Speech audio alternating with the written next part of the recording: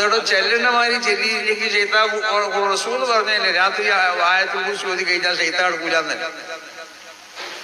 ഇത് ആയത്തുൽ കുർസി ഓതിനന്നാണ്. ഇപ്പൊ ചിലവരൊക്കെ വന്നു പറയും ആയത്തുൽ കുർസി ഓതിനന്നാണ് ഉസ്താദ് അധികം ശൈത്താൻ വരുന്നത്. അതിന്റെ ഓത്ത് ശരിയായിട്ടില്ല. ഇത് ശരിക്കും ഓത് തന്നെ, ഓത് പിന്നെയും ഓത് തന്നെ. ആ ഓത്ത് ശരിയാകുന്ന വരെ അവൻ വന്നുകൊണ്ടിരിക്കും. അങ്ങനെയാണ് അവൻ നിന്നെ ഉപദ്രവിക്കല്. മുമ്പ് ശിഹാബുദ്ദീൻ ഷാരിയാത്തിന്റെ അടുത്തൊരു പെണ്ണിനൊക്കെ ശൈത്താൻ സോക്ക ഉണ്ടായപ്പോൾ മന്ത്രിച്ചാൻ കൊണ്ട്. ശിഹാബുദ്ദീൻ ഷാരിയാത്തി വലിയ മഹാനാണ്. മൂപ്പർ ഈ മന്ത്രത്തിലിരിക്കുന്ന ആളല്ല, വലിയ പണ്ഡിതനാണ്. 4 മദ്ഹബിലും ഫത്വ കൊടുക്കാൻ പറ്റിയ വലിയ പണ്ഡിതനാണ്. മൂപ്പരെടുത്ത് മന്ത്രിക്കാൻ കൊടുന്നപ്പോ മൂപ്പര് ആയത്തുൽ കുർസി ഓതാൻ തുടങ്ങിയതാണ്.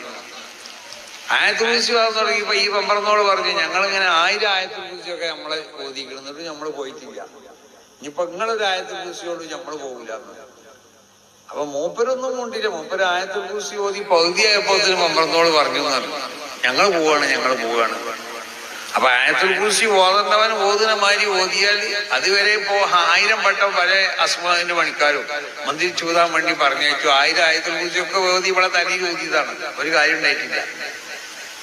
ശിഹാബുദ്ദീൻ ഷാരിയാത്തി ഓതാൻ തുടങ്ങുമ്പോ പറഞ്ഞത് 1000 2000 ഒക്കെ ഇവിടെ ഓതിയിട്ടുണ്ട്, എന്നിട്ടൊന്നും ഞങ്ങൾ പോയിട്ടില്ല. അപ്പൊ മൂപ്പര് ഓതി പകുതിയായപ്പോ പറഞ്ഞു ഇനി ഞങ്ങൾ പോയിക്കോളാം. അപ്പൊ ഒരു ആയത്തുൽ കുർസി മുഴുവൻ വേണ്ടി വരില്ല ശൈത്താനെ പോക്കാൻ. അത് പോക്കുന്ന ആളുകൾ അല്ലാത്തവരിപ്പോ 10000 വട്ടം ഓതിയിട്ടുള്ള കാര്യം ഉണ്ടായിക്കോണമെന്നില്ല. അപ്പൊ ഈ ദിക്ർ നമ്മള് അതിൻ്റെതായ എല്ലാവിധ അതിന്റെ ആദാബുകളെ മുറാഅത്ത് ചെയ്ത് നമ്മൾ ദിക്ർ ചെയ്യില്ല. ആ ദിക്ർ ചെല്ലിനോണ്ട് നമുക്ക് വേറെ പ്രത്യേകമാവുന്ന താല്പര്യങ്ങളൊന്നും ഉണ്ടാവാൻ പാടില്ല. ദുന്യവിയായ അല്ലെങ്കിൽ ഉഖ്റവിയായ താല്പര്യത്തിന് വേണ്ടിയാവില്ല.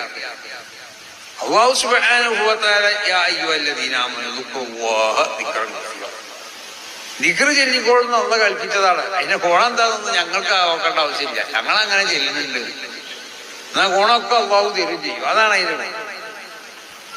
നമ്മളത് എന്നതൊക്കെയാണ് ഇതിപ്പോ കിട്ടുക എന്ന് ആലോചിച്ചുകൊണ്ടല്ല ചെയ്യേണ്ടത്.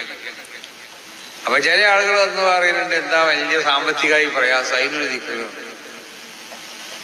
സാമ്പത്തികമായി പ്രയാസം രക്ഷപ്പെടാൻ വേണ്ടി ദിക്റില്ല എന്നുള്ള ഉദ്ദേശത്തോട് കൂടി ചെല്ലിയാൽ ചിലപ്പോ സാമ്പത്തിക പ്രയാസം ഉണ്ടാവും, രക്ഷപ്പെട്ടത്.